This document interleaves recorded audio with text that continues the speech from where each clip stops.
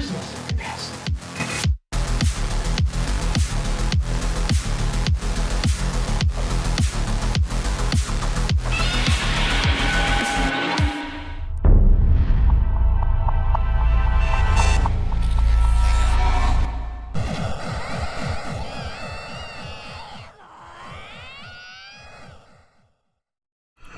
Good afternoon, Crypto Chaos. I never get to say that one. How's it going? How's it going, guys? We're here back again for some more chaos. We're going to cover, of course, PAL here in a minute. It's going to happen in about 10 minutes or so. PAL's already he's coming back.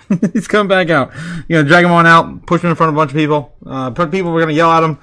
Of course, we got bingo, coming up ahead of this, guys. It's going to be fun. We're ready. We're ready. I'm ready again for some more chaos. Damn! Maybe a bull run coming soon. When will then be now? Maybe. Soon. How's it going, guys? How's it going? Back again for some more pain in the markets, more FUD in the markets? I don't know. You guys tell me, man. I've been kind of bullish, but you guys are telling me the opposite is going to happen today. Let's take a look and see what's going on here on, the charts. Let's get into it. Back for some more, guys. Nebs, yes. Booga Sugar here. How you doing, Booga Sugar? It's been a minute, man. How you doing? Yes, we're on our second live stream for the day. Cliff's here as well. When bingo, green light. Thank you, Otaku-san. No problem. Los also here. How's it going, Los? I almost was first. Almost, but Cody beat you to it. What's up, Crypto Chaos? What is up? Cody, easy rolling on in as well. Bingo, bungo, bango. Shill power, pow harder. Yes. Let's shill pow some with Papa Pow Bingo coming at you here soon. All right. Papa Pow Bingo. Our favorite. Oh, God. Should be popping up here in about 10 minutes, going live. Less than that, about 6 or 7 minutes. He's going to be rolling out, on the stadium. Whoa, my phone's going off here. Some of the coins are starting to move, though. We did get Bitcoin, just briefly touched 93K. Nothing too crazy just yet. We do, of course, still have the hawkish statements to get through. PAL. Alright, again, just want to remind you guys, right before, before we started this live stream, last live stream in the morning, I ran the polls, and you guys are saying 90%, 90K Bitcoin, majority of you guys are going towards that direction. 44% of you guys saying $90,000 Bitcoin with 54 votes from this morning's live stream. 80K was the second highest at 30%. And, my bulls out there are very far and few between. Again, only 19% of you guys this morning saying we're going to 100K by the end of the day. So I don't know. I think you guys are probably going to be closer to the 90K target, more than likely. I don't know if we're going to see a great bull hard candle come out of this meeting, but it's possible that we could still kind of chop up into the weekend and hit 100K by Monday next week. So again, still looking pretty bullish either way. We're gonna have to print a fuck ton of money. Screw it. I'll just come out and say it. We have to. There's no way around it. Is that on the bingo chart? Card? No, it's not. F ton of money, yes, being printed here. It's crazy. It's a helicopter flying above me. No! They found me! No! I can't believe they found me. I gotta go, guys. They found me! Are you stupid? Oh my God. Alright. Jesus. Alright, guys, let's get back in the chat, catch up with you guys. I'm just kidding. They didn't find me. They don't know where I'm at.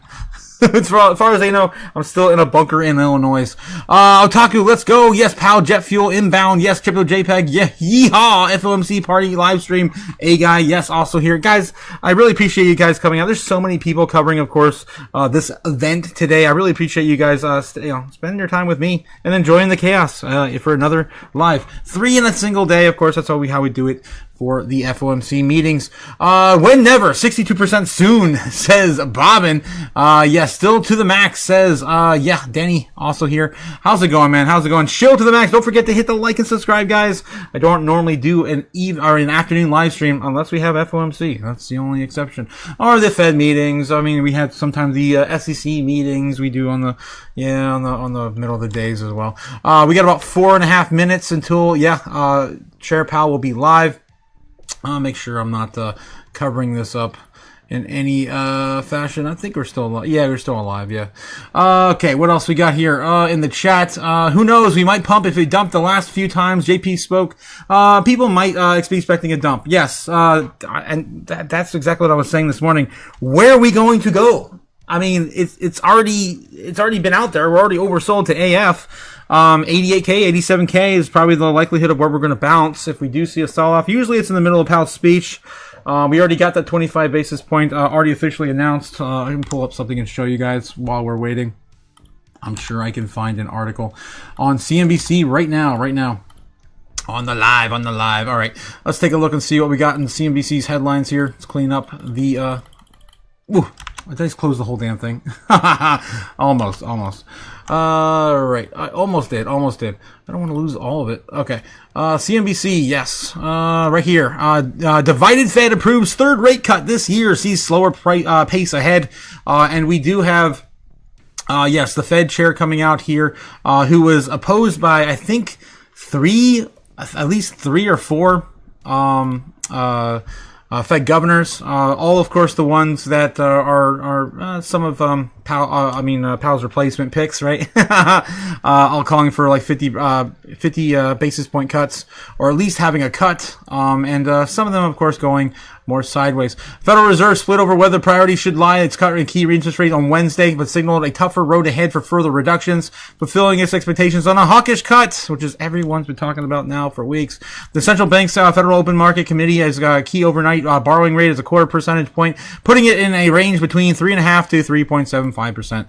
However, the move carried a cautionary flag, so that when the policy would be headed to here, and featured no votes from 3 members, which hasn't happened since September 2019. Damn. Yeah, the 9-3 vote again featured hawkish and dissents. Governor Stephen Moran, of course, we already know where his loyalties lie. We have Jeffrey Schmidt of Kansas City, Austin Goolsbee of Chicago. In the Fed parlance, hawks are generally more concerned about the inflation and favor higher rates, while the dubs focus on the supporting of the labor market and want lower rates. Okay. So yeah, this was the third consecutive no vote for Myron, who leaves the Fed in January, and the second straight from Schmidt. The previous 3 dissent meeting also featuring a 2-to-1 divide from members conflicting between the need for tighter and looser monetary policy. All right, so that's the current sentiment we have before going into this meeting, which should be rolling out here in about a minute and a half. All right, so any second now we're going to get Jerome starting to work his way to the podium. He's usually on time. Usually. All right, let's see what else we got here in the chat. Yeehaw, yes, FOMC, bunker's too shallow, says he. Yeah, easy. It's, I can only dig so far without them catching on. I couldn't get the the caterpillar and all the equipment I really needed. You are stuck with us, says A guy. Yes, this idea of 60% bullshit is dominance is bullshit, ridiculous, stupid. Yes, 100%, my man, 100%. This entire idea of like 60% dominance is bullshit, ridiculous, stupid, right? Yes, it's stupid. It's not. Is Bitcoin still at 60% dominance despite all the moves in the markets this morning? Let's take a look. Yep, close enough. It did just drop off at 59. We were at 59 some change last night. So yeah, we're coming down. We're starting to come down. Of course, this is bullish for the altcoins in our space. All right, let's see. They should be getting going, man. What are they waiting for? An invitation? God, less than a minute. All right, there we go. Freaking elevator music, man. Oh god.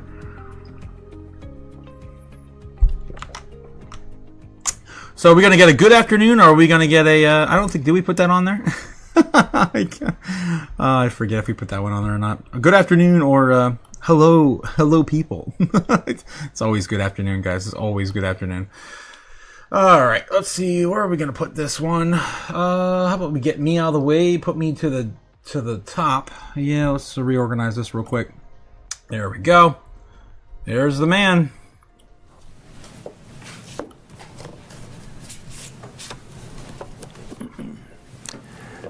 Good afternoon.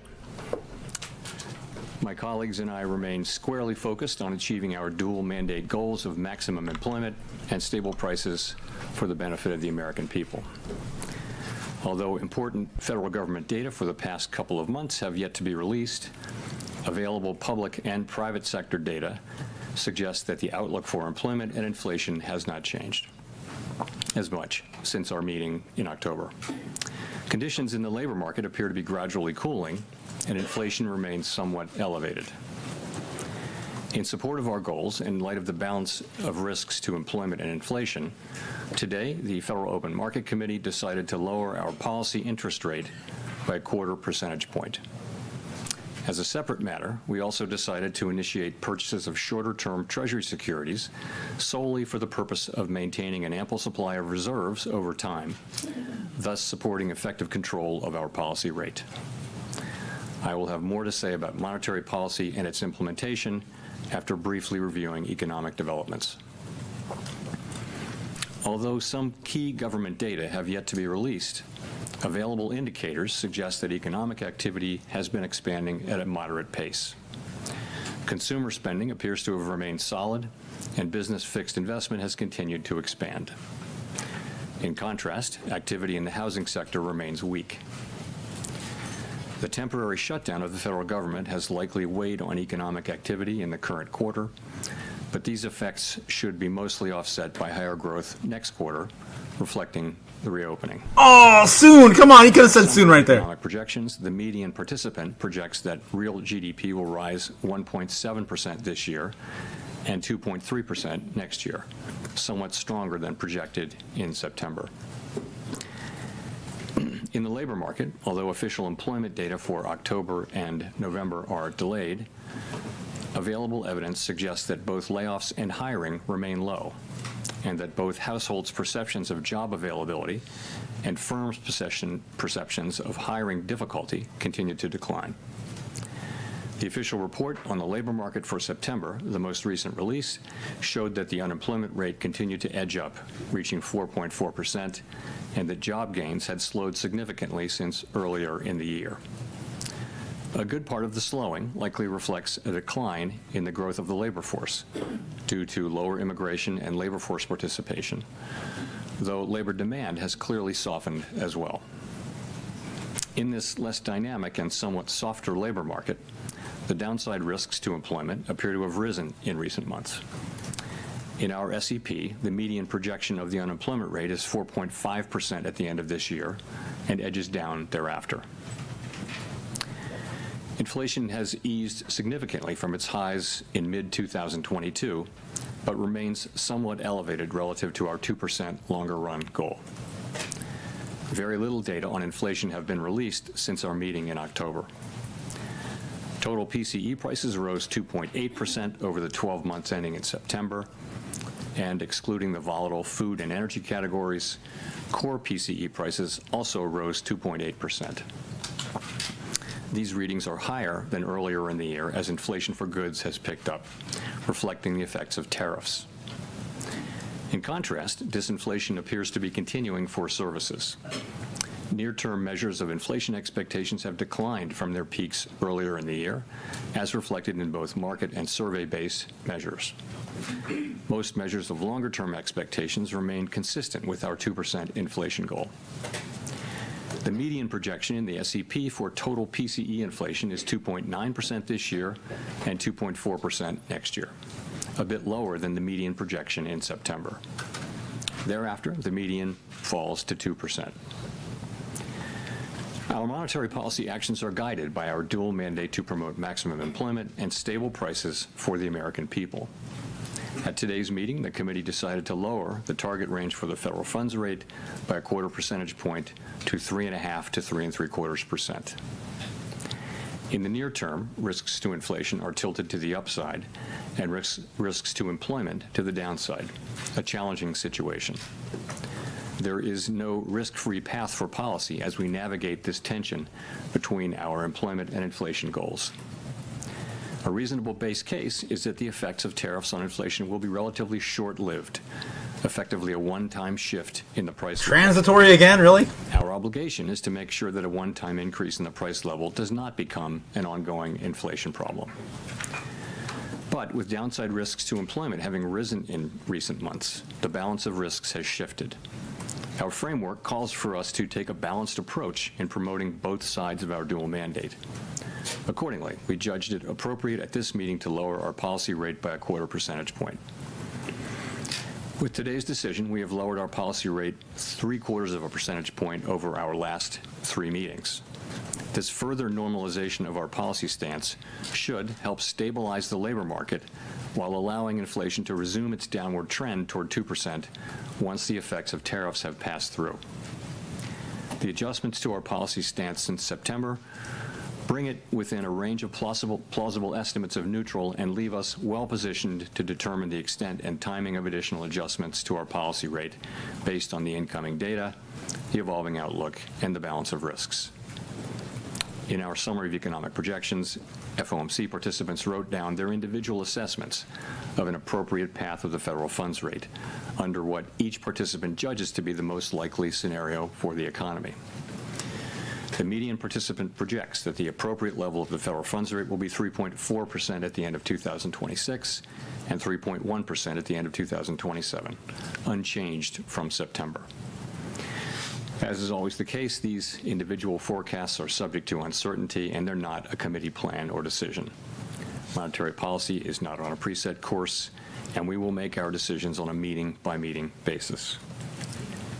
Let me turn now to issues related to the implementation of monetary policy, with the reminder that these issues are separate from and have no implications for the stance of monetary policy. In light of the continued tightening in money market interest rates relative to our administered rates and other indicators of reserve market conditions, the committee judged that reserve balances have declined to ample levels. Accordingly, at today's meeting, the committee decided to initiate purchases of shorter-term Treasury securities, mainly Treasury bills, for the sole purpose of maintaining an ample supply of reserves over time. Such increases in our securities holdings ensure that the federal funds rate remains within its target range and are necessary because the growth of the economy leads to rising demand over time for our liabilities, including currency and reserves.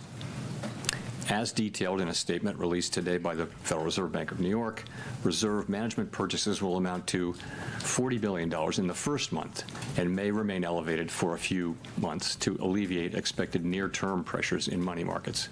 Thereafter, we expect the size of reserve management purchases to decline, though the actual pace will depend on market conditions. In our implementation framework, an ample supply of reserves means that the federal funds rate and other short-term interest rates are primarily controlled by the setting of our administered rates, rather than day-to-day discretionary interventions in money markets. In this regime, standing repurchase agreement, or repo operations, are a critical tool to ensure that the federal funds rate remains within its target range, even on days of elevated pressures in money markets. Consistent with this view, the committee eliminated the aggregate limit on standing repo operations. These operations are intended to support monetary policy implementation and smooth market functioning and should be used when economically sensible. To conclude, the Fed has been assigned 2 goals for monetary policy: maximum employment and stable prices. We remain committed to supporting maximum employment, bringing our inflation sustainably down to our 2% goal, and keeping longer-term inflation expectations well anchored. Our success in delivering on these goals matters to all Americans. We understand that our actions affect communities, families, and businesses across the country. Everything we do is in service to our public mission. At the Fed, we will do everything we can to achieve our maximum employment and price stability goals. Thank you, and I look forward to your questions. Yes, so close to bingo, guys, so close. Thank you. Howard Schneider with Reuters. Just first turning to the statement, just to be clear, we're on the same page here. The insertion of the phrase, considering the extent and timing of additional adjustments, does that indicate that the Fed is now on hold until there's some clearer signal from inflation or jobs or the evolution of the economy along the baseline outlook? So, yes, the adjustments since September bring our policy within a broad range of estimates of neutral. And as we noted in our statement today, we are well positioned to determine the extent and timing of additional adjustments based on the incoming data, the evolving outlook, and the balance of risks. That new language points out that we'll carefully evaluate that incoming data. And also, I would note that having reduced our policy rate by 75 basis points since September and 175 basis points since last September, the Fed funds rate is now within a broad range of estimates of its neutral value, and we are well positioned to wait to see how the economy evolves. And if I could follow up on the outlook there. Nice it pop-up seems script with the he read there. additional GDP growth coupled with easing inflation and a fairly steady unemployment rate, this seems like a pretty optimistic outlook for next year. What's given rise to that? Is this an early bet on AI? Is there some sense of improving productivity out there? What's driving that? So a number of things are driving what's happening in the forecast. And I would say if you look broadly at outside forecasts, you do see a pickup in growth in many of those now too. So it is it's partly that consumer spending has held up. It's been resilient, and it to another degree it is that AI spending on data centers and related to AI has been holding up business investment. So overall, the baseline expectation for next year is, at least at the Fed, and I think with outside forecasters too, is a pickup in growth from today's relatively low level of 1.7%. I mentioned that the SEP median is 1.7 for this year growth and 2.3 for next year. You actually, some of that is due to the shutdown. So you can take 0.2 out of 2026 and put it in 2025. So it would really be 1.9 and 2.1. But overall, yes, for a few reasons, fiscal policy is going to be supportive. And as I mentioned, AI spending will continue. The consumer continues to spend. So it looks like the baseline would be solid growth next year. Steve. Thank you, Mr. Chairman, for taking our questions here. You had previously described rate cuts in terms of a risk management framework, and kind of following up on what Howard was asking, is the risk management phase of rate cuts over here, and have you taken out sufficient insurance, I guess, against potential weakness in terms of the data we might get next week when it comes to employment? So we're going to get a great deal of data between now and the January meeting, and I'm sure we'll talk more about that.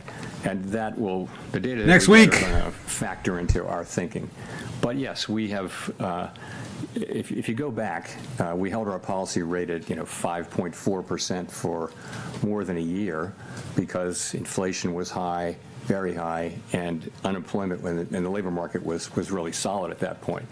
So what happened is over last summer of 24, inflation came down and the labor market began to show real signs of weakness. And so we decided, as our framework tells us to do, that when the risks to the two goals become more equal, you should move from a stance that favors really dealing with one of them, in that case inflation, to a more balanced, more neutral setting. And so we did that. We did some cutting, and then we paused for a while to work our way through what was happening in the middle of the year.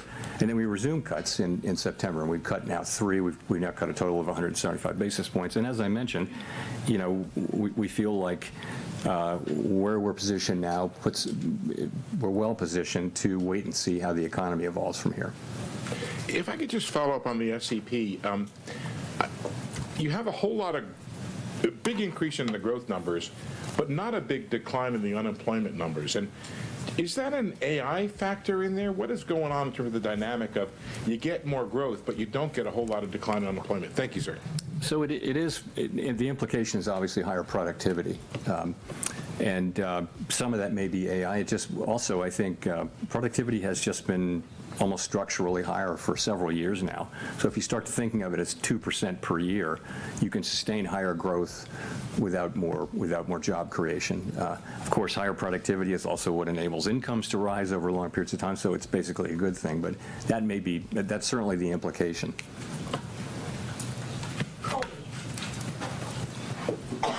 Thank you. Colby Smith with the New York Times. Today's decision was clearly very divided. It wasn't just the 2 official dissents against the cut, but there were also soft dissents from 4 others. And I'm just wondering if this reluctance from several people to support recent reductions suggests that there is a much higher bar for cuts in the near term. And what exactly does the committee need to see if things are well positioned right now to support a January reduction?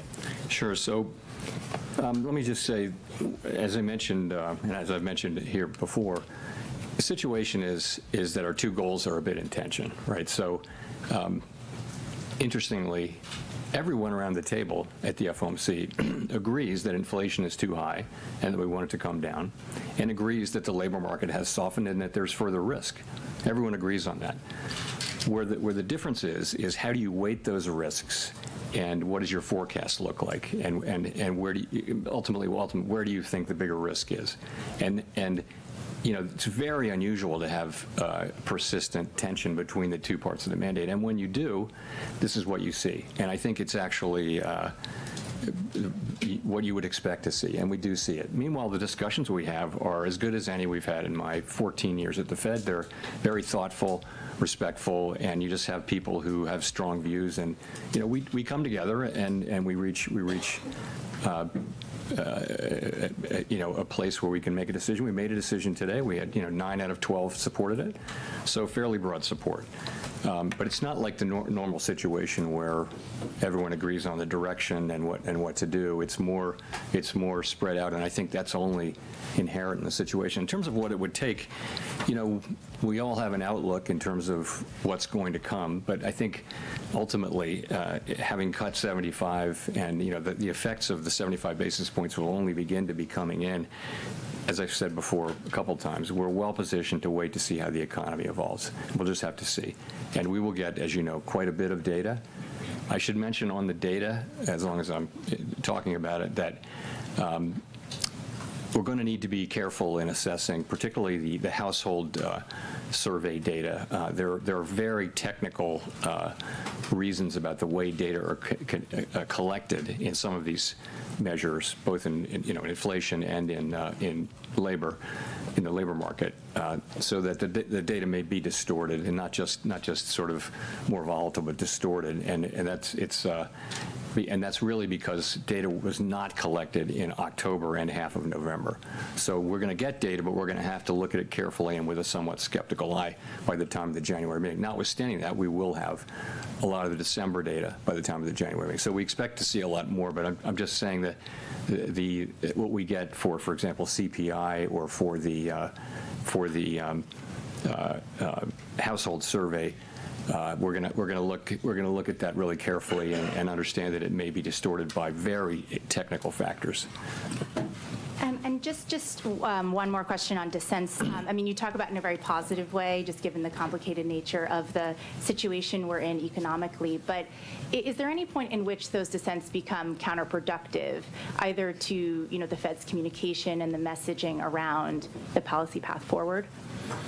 I don't feel that we're at that point at all. I don't. I would say, again, these are good, thoughtful, respectful discussions, and you hear people say, and you hear many outside analysts say the same thing. I could make a case for either side. I mean, I could make that case. It's a close call. We have to make decisions, and we always hope that the data will give us a clear read. But in this situation, you have competing. If you look through the SEP, you'll see that a very large number of participants agree that risks are to the upside for unemployment and to the upside for inflation. So what do? You've got one tool. You can't do 2 things at once. So at what pace do you move? What size moves do you make, and that kind of thing? And what's the timing of them? It's a very challenging situation. I think we're in a good place to, as I mentioned, to wait and see how the economy evolves. Nick.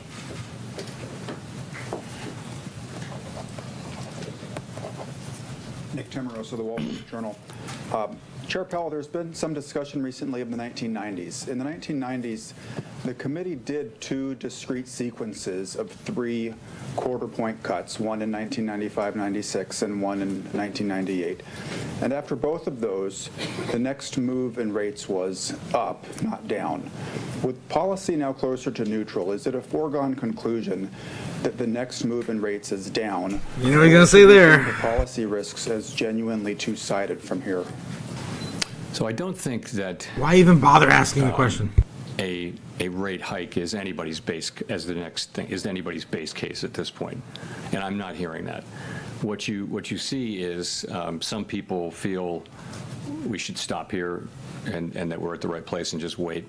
Some people feel like we should cut once or more this year and next year. But when people are writing down their estimates of policy of where it should go, it is either holding here or cutting a little or cutting more than a little. So I don't see the base case as involving that. So of course, you know, a data set of 2, now 3, is not a big data set. But you are right about those 2 3-cut times in the 90s. If I could follow up, the unemployment rate has been rising very gradually for the better part of 2 years, and indeed the statement today no longer describes the unemployment rate as remaining low. What gives you confidence it won't continue rising in 2026, especially when housing and other rate-sensitive sectors still appear to be feeling restrictive policy from notwithstanding the 150 basis points in cuts prior to today? So I think the idea is that with now having cut 75 basis points more now and having policy, you know, I'd call it in a broad range of plausible estimates of neutral, that will be a place which will enable the labor market to stabilize or to only tick up 1 or 2 more tenths, but we won't see, you know, any kind of a sharper downturn, which we haven't seen any evidence of at all. At the same time, policy is still in a place where it's not accommodative, and we feel like we have made progress this year in non-tariff related inflation, and as tariffs come through, as they flow through, that'll show through next year. But as I said, we're well placed to wait and see how that turns out. That is our expectation, but you know, we're going to start to see the data, and it'll tell us whether we were right or not. Claire.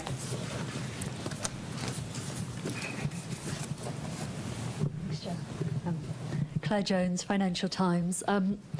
A lot of people interpreted your comments at the October meeting that, you know, when there's a foggy situation, we slow down, to mean that, you know, there wouldn't be a cut now, there'd be a cut in January instead. So it'd be good to get a sense of why did the committee decide to move today rather than to move in January instead?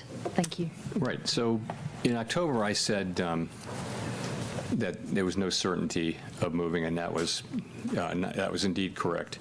I said it's possible you could think about it that way, but I was careful to say other people could look at it differently. So why did we move today? You know, I would say point to a couple things. First of all, gradual cooling in the labor market has continued. Unemployment is now up 0.3 from June through September. Payroll jobs averaging 40,000 per month since April. We think there's an overstatement in these numbers by about 60,000, so that would be negative 20,000 per month.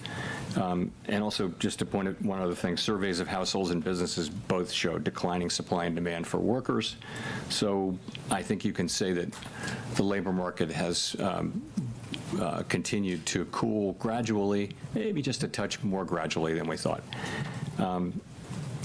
You know, in terms of inflation, it's going to come in a touch lower, and I think the evidence is kind of growing that what's happening here is services inflation coming down, and that's offset by increases in goods, and that goods inflation is entirely in sectors where there are tariffs. So that does build on the story, and so far it's only a story, that that the goods inflation, which is really the source of the excess at this point, almost more than half the source of the excess inflation is goods, is tariffs. And you've got to say then, so what do we expect from tariffs? And I would say that is to some extent down to looking for broader economic heat. Do we see a hot economy? Do we see constraints? Do we see what's going on with wages? You saw the ECI report today. It doesn't feel like a hot economy that wants to generate, Phillips curve kind of inflation. So we look at all those things, and we say that this was a decision to make. It obviously wasn't unanimous, but overall that was the judgment that we made, and that's the action we took. And just on the ample reserves point, how concerned were people around the table about some of the tensions we've seen in money markets? Thank you. I wouldn't say concerned. So what really happened is this. Balance sheet shrinkage, sometimes called QT, went on. We had a framework in place for monitoring it, and nothing happened. The overnight reverse repo facility went down pretty much close to zero. And then beginning in September, the federal funds rate started to tick up within the range, right? And it ticked up almost all the way to interest-on reserve balances. There's nothing wrong with that. What that's telling you is that we're actually in reserves, in an ample reserves regime. So, we knew this was going to come. When it finally did come, it came a little quicker than expected, but we were absolutely there to take the actions that we said we would take. So, and those actions are today. So, we announced that we're resuming reserve management purchases. That is completely separate from monetary policy. It's just we need to keep an ample supply of reserves out there. Why so big? The answer to that is, if you look ahead, you'll see that April 15th is coming up, and our framework is such that we want to have ample reserves even at times when reserves are at a low level temporarily. So that's what happens on tax day. People pay a lot of money to the government, reserves drop sharply and temporarily. So this seasonal buildup that we'll see in the next few months was going to happen anyway. It was going to happen because April 15th is April 15th. There's also a secular ongoing growth of the balance sheet. We have to keep reserves, call it constant, as it relates to the banking system or to the whole economy. And that alone calls for us to increase about $20–25 billion per month. So that's a small part. That's going on.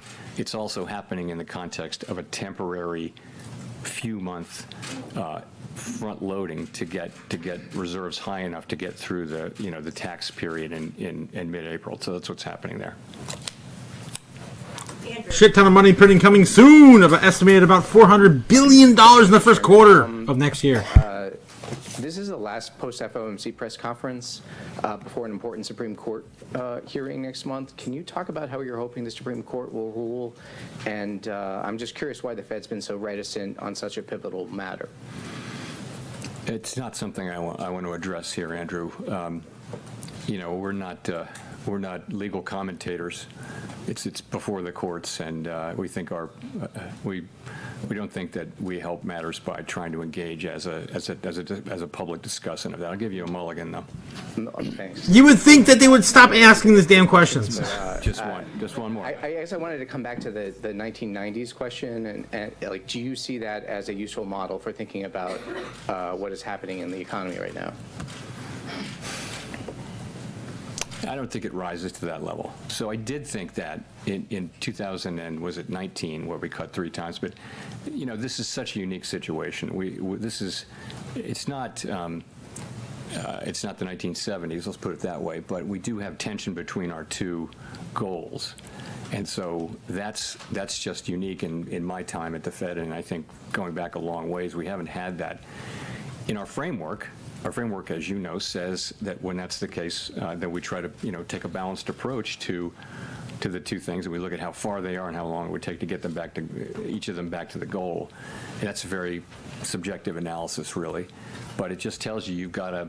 And I think ultimately what it says is when they're broadly equally threatened or equally at risk, you should be kind of neutral, because if you're either accommodative or tight, you're favoring one or the other goal. And so we've been sort of moving in the direction of neutral. Now we're in the range of neutral. We're in the high end of the range of neutral, I would say, and that's what we're doing now. It so happened that we've cut 3 times. That we haven't made any decision about January, but as I've said, we think we're well positioned to wait and see how the economy performs. Edward. Thanks, Mr. Chairman. Edward Lawrence with Fox Business. I wanted to ask you, the inflation expectations has come down in your SEP report. Do you see the tariff price increases as passing through in the next 3 months? Is it a 6-month process that we're looking for that to end? And then because of that, is jobs the threat to the economy? So with tariff inflation, it takes, there's the announcement of a tariff, and then there's, they start to take effect, and then it takes some months.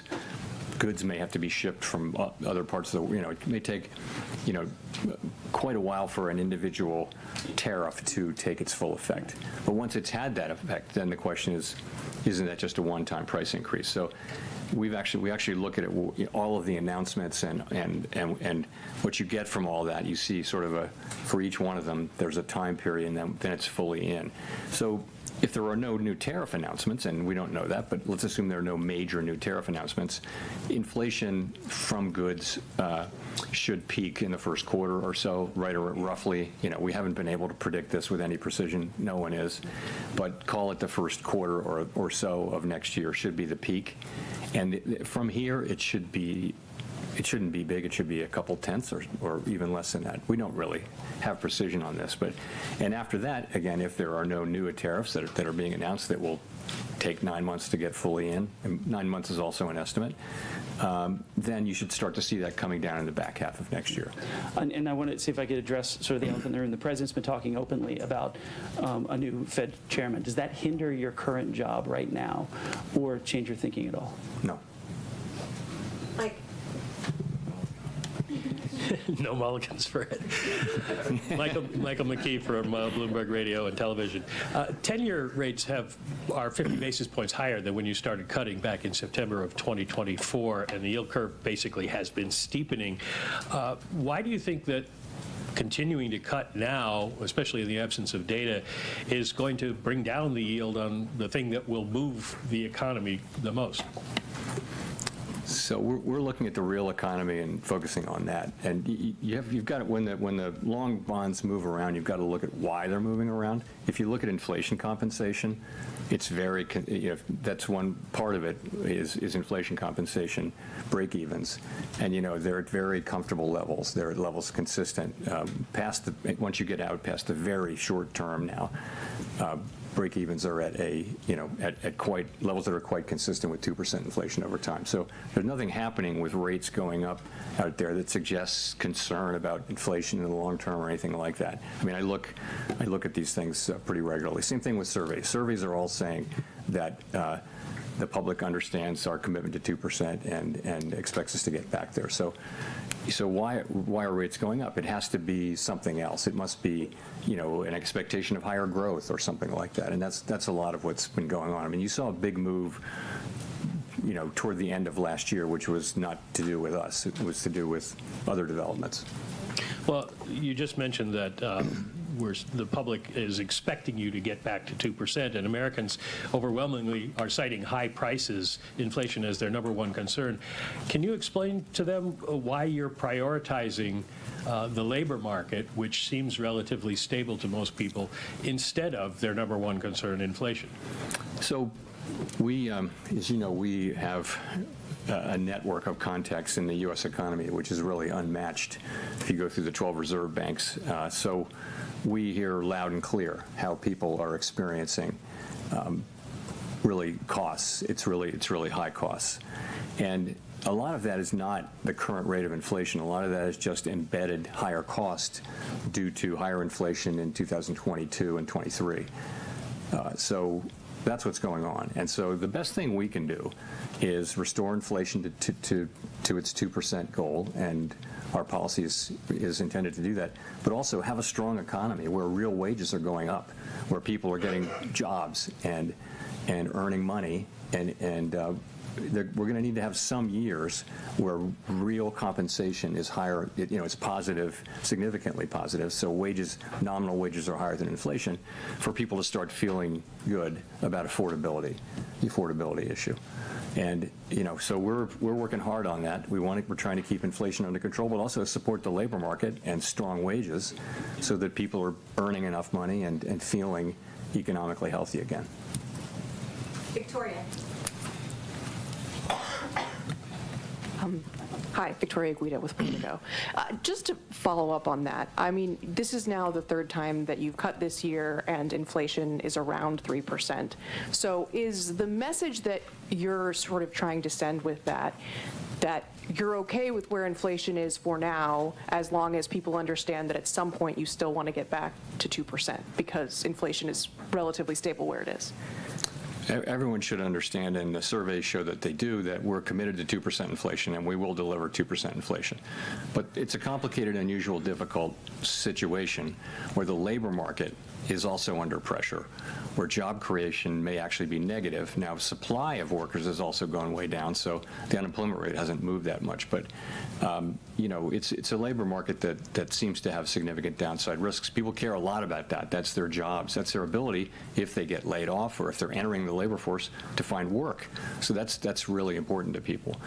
The story with inflation, and you know, we're well aware that this is a story at this point, is that if you get away from tariffs, inflation is in the low 2s, right? So it's really tariffs that's causing most of the inflation overshoot. And we do think of those as likely to, in the current situation, as likely to be a one-time price increase. Our job is to make sure that it is, and we will do that job. But right now, you've got this difficult balance, and there are risks to both sides. There's no risk-free path.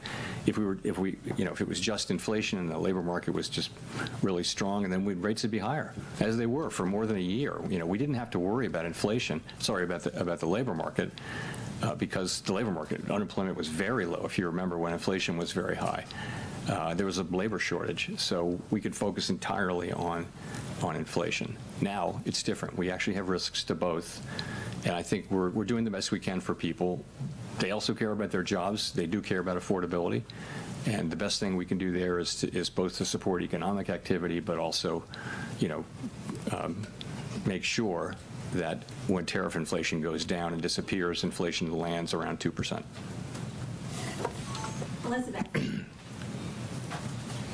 Thanks so much, Elizabeth Schulze with ABC News. Just to follow up, you keep talking about job growth being negative. Why do you think job growth is so much worse than some of the official data? Why do you think job growth is, to follow up on your comments about job growth, why is it so much worse than the official data is suggesting? Oh, well, we know, I think I don't think this is particularly controversial. It's very difficult to estimate job growth in real time. They don't count everybody. They have a survey. And there's been something of a systematic overcount. And so we expected, and they correct it twice a year. So the last time they corrected it, we thought the correction would be 800,000 or 900,000. I won't get the numbers exactly right. And that was exactly what happened. So we think that has persisted.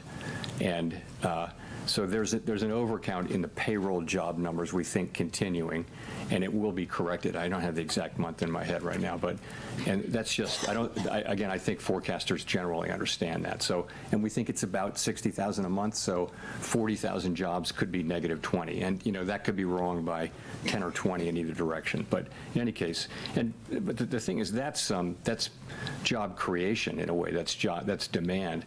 Labor supply has also come down quite sharply. So, you know, if you had a world where there's just no growth in workers and you really don't need a lot of jobs to have full employment, some people argue that's what we're looking at. But I think a world where job creation is negative, I just think we need to watch that situation very carefully and be in a position where we're not, you know, pushing down on job creation with our policy. When we're talking about supply, we have seen major American employers like Amazon cite AI in job cuts. How much right now are you factoring in AI into the current weakness in the job market? So it's probably part of the story. It's not a big part of the story yet. We don't know whether it will be.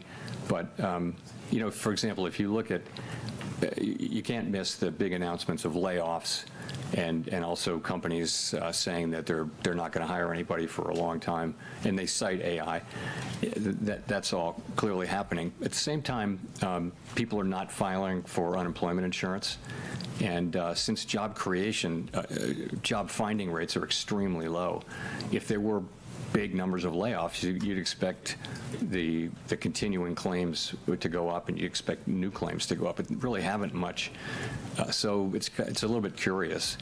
But longer term, though, the question is, what are we going to see here? And we don't know, but it's it may be that in past technology, really significant technology innovation eras, you have seen some jobs destroyed and other jobs made. Ultimately, what's happened for a couple hundred years is when you get through all that, you have higher productivity and you have new jobs, and there are enough jobs for people. This may be different. It's every time we yes! technology, we think, oh, Doom Pow! This could put a lot of people out of work. What are they going to do? In the past, there's always been more work and higher productivity, and incomes have risen. What will happen here, we're going to have to see. But right now is such early days. We don't think we see much. It's certainly not showing up in layoffs yet. Thank you, Chair. Enda Curran, Bloomberg News. Given the breadth of views on the policy committee, why is there such a division of views between the policy what? On the committee? Thank you. Why is there such a division of views between the presidents and the board members? It's not so stark as that. The views are more varied on in each group as well. There's some of that, but I would say they're also governors and they're people on both sides in both groups. I wouldn't put too much in that. Okay, and just to follow up, please, given your growth upgrade, how would you factor in, or what would be the economic impact if the Supreme Court is to strike down the tariffs that they're currently hearing, please, in terms of growth and inflation? Thank you. I really don't know. It would depend. It would depend on a whole bunch of things we don't know. So I can't really help you there. Christine. Thank you. Thank you, Chair Powell. Christine Romans, NBC News. I wanted to ask you about how the higher income households are really driving spending right now. They're backed by home equity and stock market wealth, but lower income consumers are really struggling with the accumulation of 5 years now of rising prices. It's price levels, not really the inflation rate, holding some of these families back. How sustainable is this so-called K-shaped economy, and what are the Fed's thoughts on whether that's a risk going forward? We're on an unsustainable path. Through our vast network of contacts and just through our observation of what's going on in the economy, we hear about this a lot.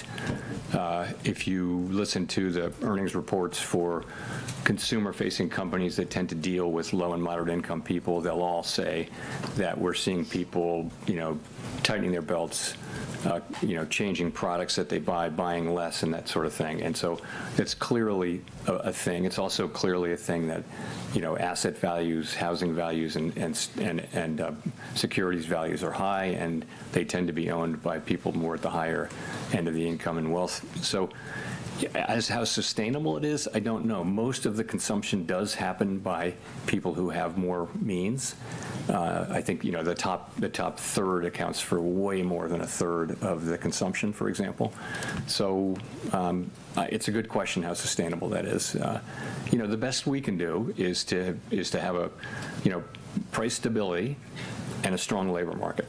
And what we saw, for example, what we saw at the end of the very, very long expansion that ended with the outbreak of the pandemic, we saw that it was 10 years and 8 months or something like that, the longest one in recorded history. In the last 2 years, most of the largest part of the wage gains were going to people in the bottom quartile, the bottom part of the low and moderate income. So, having a strong labor market for a long period of time is really, really good from a social standpoint. It's helping people at the lower income levels, and that's what we all want to get back to.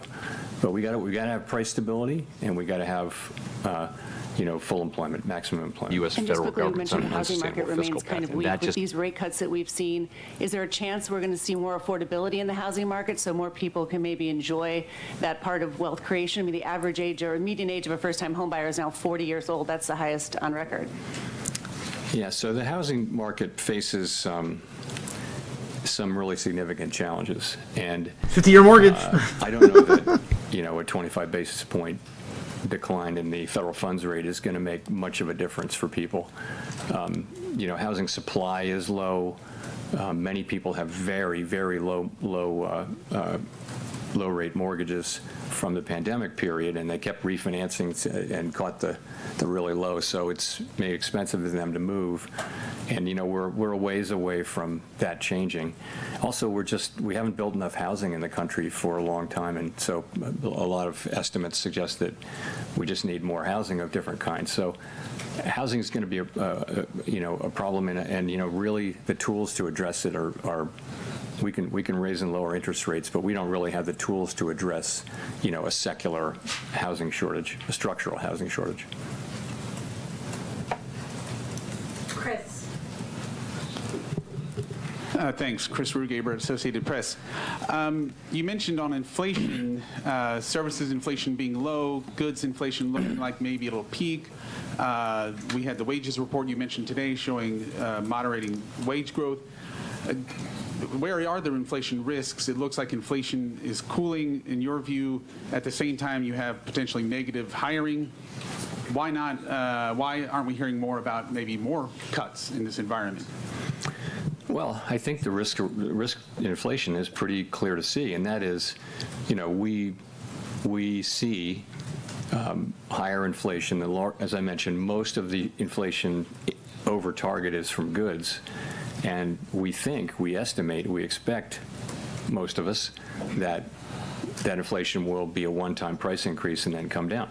We just came off an experience where inflation turned out to be much more persistent than anyone had expected. Is that going to happen now? So that's the risk. The risk is either that tariff inflation just turns out to be more and more persistent, maybe because companies who are now holding back from passing through the tariffs will just keep doing that. So you see that. I think the other possibility is less likely, and that is just that the labor market gets tight or the economy gets tight, and you see just traditional inflation. I don't see that as particularly likely. But so I think, again, all across the committee, people see the picture pretty similarly, but see the risks quite differently. And some people do see the inflation risk, and I wouldn't dismiss that case. I don't dismiss that case, but you've got to make an assessment, and this is the assessment we made. Hi, Chair Powell. Neil Irwin with Axios. So this has come up a couple of times today, but to be clear, do you believe that we're experiencing a positive productivity shock, whether from AI or policy factors or whatever? And how much is that driving the higher GDP projection in the SEP? So yeah, I mean, I never thought I would see a time when we had 5-6 years of 2% productivity growth. This is higher. This is definitely higher, and it was before it could be attributed to AI. I also think if you look at what AI can do, and if you use it in your personal life, as I imagine many of us have, you can see the prospects for productivity. I think it makes people who use it more productive. It may make other people have to find other jobs, though. So it could have productivity implications while also having social and labor market implications that we don't have the tools to deal with.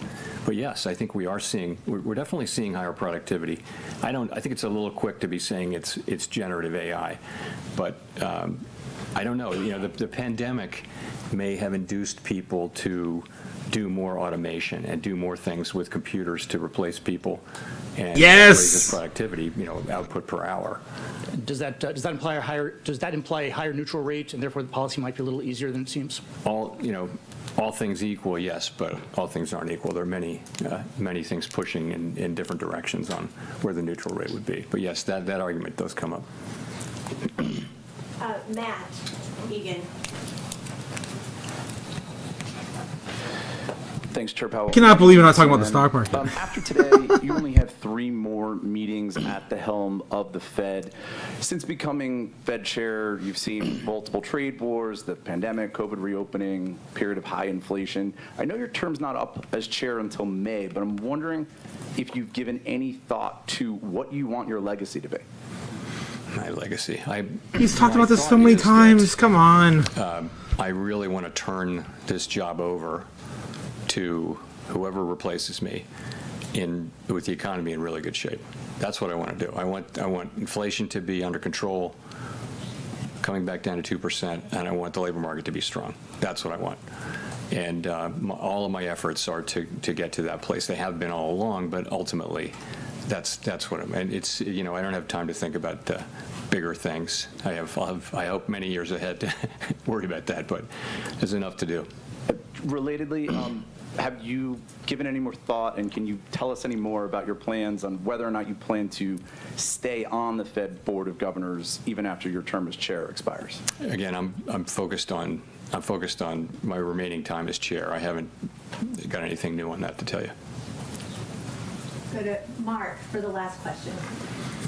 Come on. Mark Hamrick with Bankrate. Even while many price levels remain elevated, the reductions in the federal funds rate means that savings rates, or yields to be more precise, have peaked, while key borrowing rates remain elevated. And that's, as we've discussed here, as many Americans struggle with liquidity or emergency savings challenges. Is that just collateral damage or an unintended consequence because your tools are limited in addressing individual or household liquidity constraints, insufficient money in the bank? I don't know. I wouldn't agree that that's collateral damage of our. I mean, over time, we do what we do in order to create price stability and maximum employment, and those things are hugely valuable to all the people we serve. When we raise rates to bring inflation down, that does work by slowing the economy, but we've moved back our policy back down to where it's certainly not strongly restrictive at this point. I think it's sort of in the range of neutral. So that's what we're trying to do, and I would want people to understand that. I think what people are feeling is the effect of higher prices. There was a global wave. Sort of every large economy in the world, sort of every large open economy, market-based economy in the world had a wave of inflation that looked an awful lot like ours.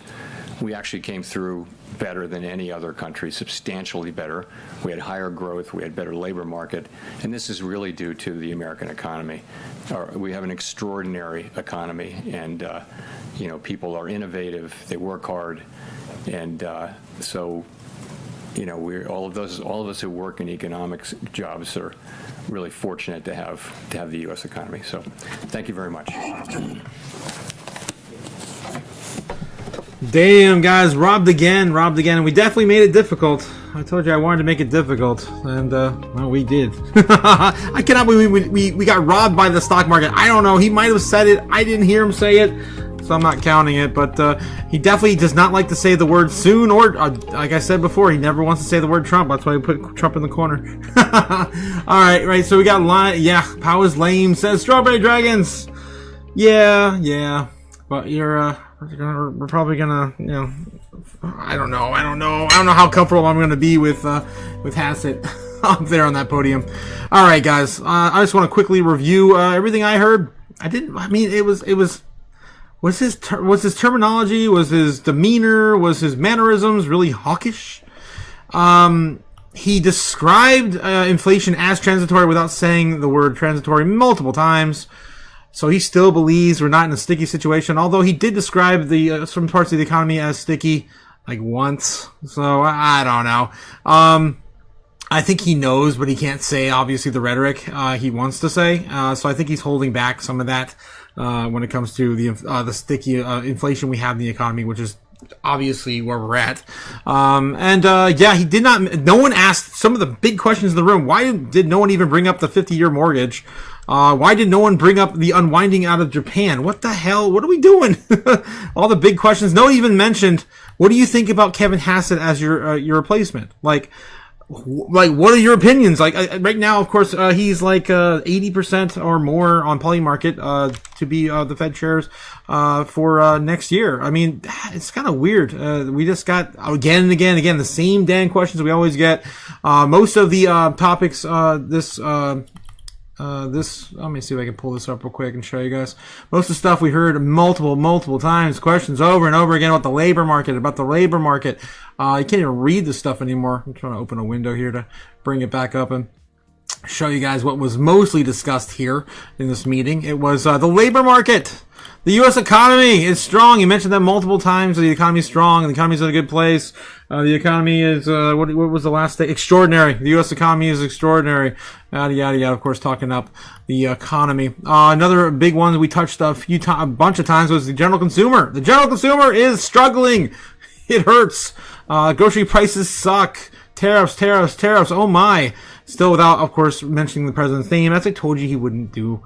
2%. Yeah. We're still stuck on our 2% target. And housing. Definitely concerned on housing. So you see a lot of the, spots in the red here. Definitely more concerning.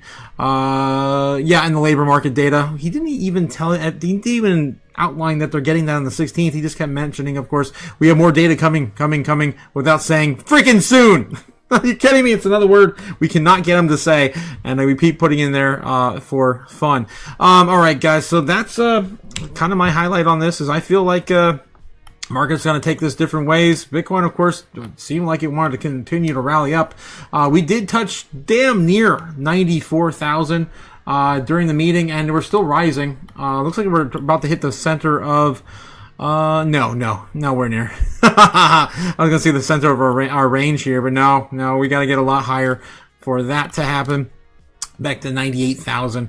It's possible we could see that before the end of the week, but I am still betting on 100K, more than likely towards the weekend. So maybe by Sunday will put us all the way out to when.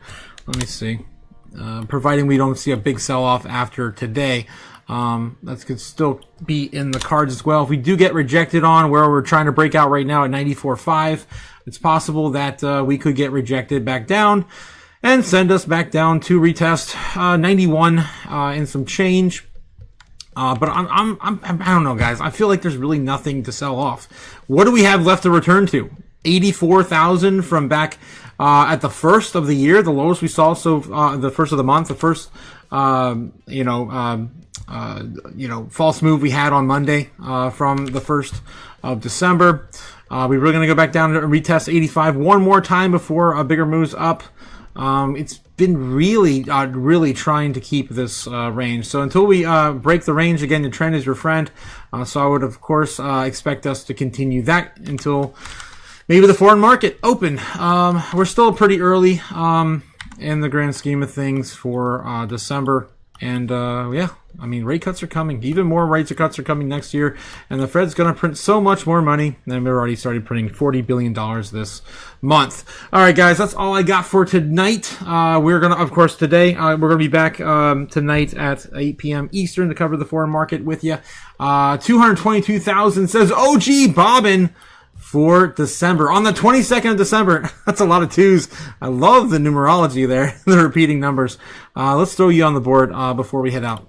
I do like that one, Bobbin. Are you still on the board? Let's see who else is still on here. Who else is still on here? We did have a whole bunch of stuff coming up here now towards the end of the month. Attila Hun, general RIP prediction on the 25th of December. I think his was actually on the 25th of November.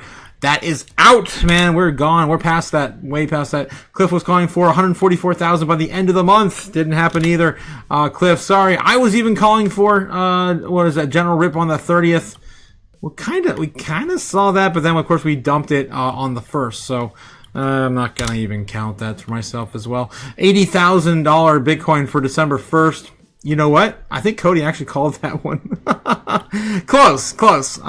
We hit 85. Remember? We ate 85, not 80. So close, but no cigar. Cody. Just quickly updating you guys on the community predictions here. EZ was calling for the end of November, 134K. We all felt that, man. We all felt that, and we got robbed for sure. Attila the Hun by the end of the entire run by the 12th of December, which is just 2 days away, guys. 2 days away. He's calling the top. Let's see. Let me know, Attila, if you're still feeling this way. If we can get you back here and give you an update to that. We also have A Guy also on here for the what's it? What is this? Is that a what? 113K?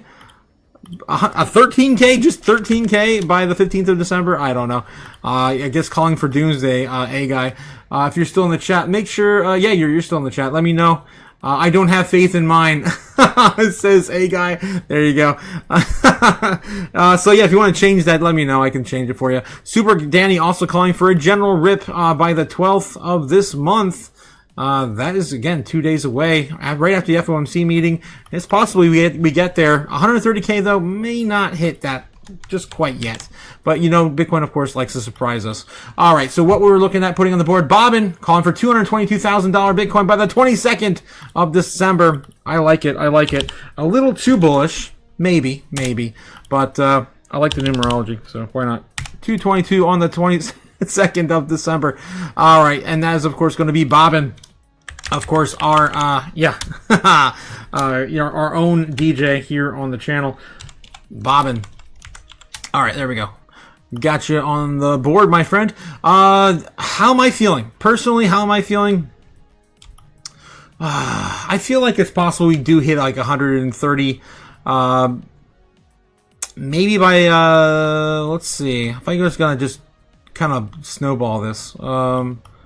Maybe we start chopping up here by the week before Christmas, maybe. We're looking at maybe Sunday the 21st. Why not? Maybe this will be kind of the beginning of the end here. If I were going to throw something on the board here, I would say maybe we set like 140. Maybe the highest we see is 140 by the end of the year. I'm going to say maybe 135. I don't know if we're going to get quite that high. And that will be on the 20th? No, 21st. 21st being I think it's the last Sunday of the month, of the year. All right, so I'm going to just kind of throw that there. Hopefully we get that. Or maybe just a general rip. I don't know if we're going to actually get to 130 or 140, but somewhere. More than likely on the 21st is where I'm placing my bets. All right, what else we got here before we head out, guys? Anything else in the chat you want me to change? Looks like 65% chance. It's going to be soon, says Bobbin. When will then yes. be now? Soon.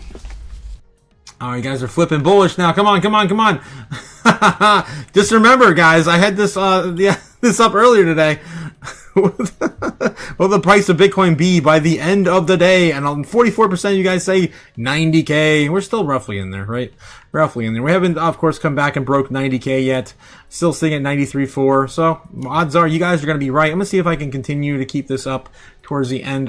See where we're at the end of tonight's live stream. Bulls forever, says Bobbin. Yes, bulls forever. Forever bullish. I'm definitely there. Always going to be a perma bull when it comes to Bitcoin. And altcoins, take or leave it. What else we have here in the chat? Cliff says, thank you, Crypto Otaku. Appreciate you going live for the Fed chair on the event. Of course, as always, I will do that for you, my friend. See what you were talking about with the more data next week. Yes. Didn't even really go into detail about it. Like the Fed, like they already have it. This is bullshit. It's all bullshit. On the 16th, they're going to be getting all that data though. All right. What else we have? You guys are hyping me up with these predictions, says Los. We haven't seen nothing yet, guys. Nothing yet. Bitcoin moving $10,000 candles. When was the last time we got a proper $10,000 candle to the upside here on the daily chart? When was the last time? Damn. When was the last time?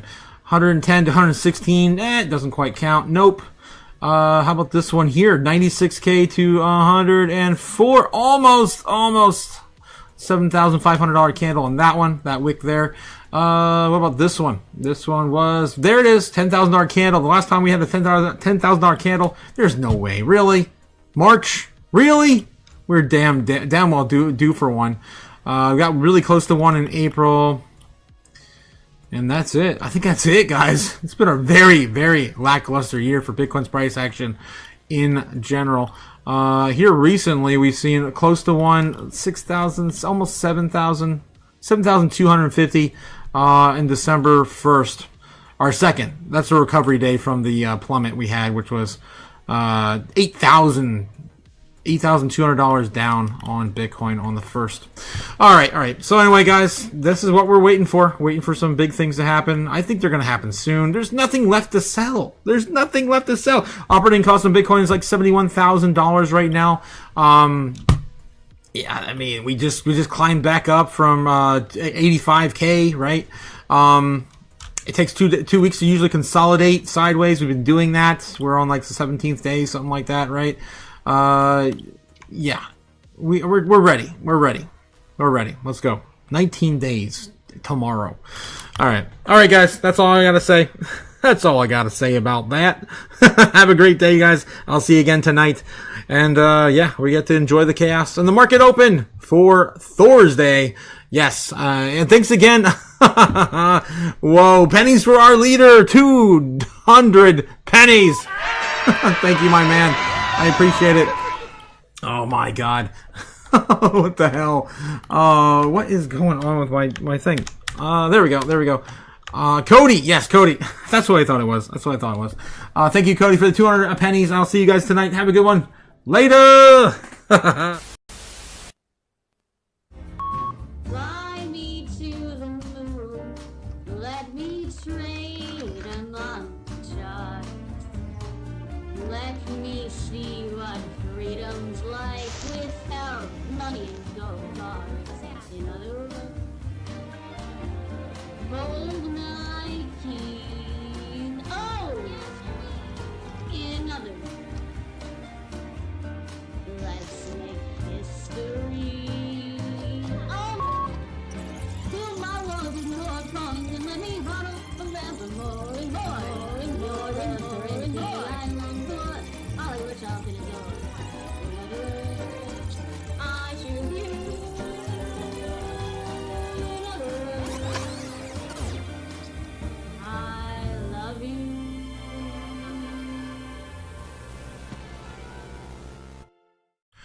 If you guys got this far, don't forget to hit the like and subscribe. I keep forgetting the show, guys. I'm terrible at it. Also, don't forget to take your orange pills. I'm almost out. I got like 2 left in here. No! And, yeah, last night, Tinfoil Hat Tuesday was insane. I cannot believe we opened up this. If you haven't seen it, it's crazy. The fortune cookie from last night. That's right. It said Tuesday marks the beginning, of your financial endeavors. Are going to be prosperous, the next prosperous phase of your business endeavors. It's insane. I'm definitely going to get that framed. I think we're definitely at the starting line right now, and the whole race begins soon, guys. Have a good one. I'll catch you tonight, 8 p.m. Eastern Standard Time, where we're going to see how the markets perform after this news. Yes! Satoshi started a fire in cyberspace. Take your fiat currency and feed the fire. Later!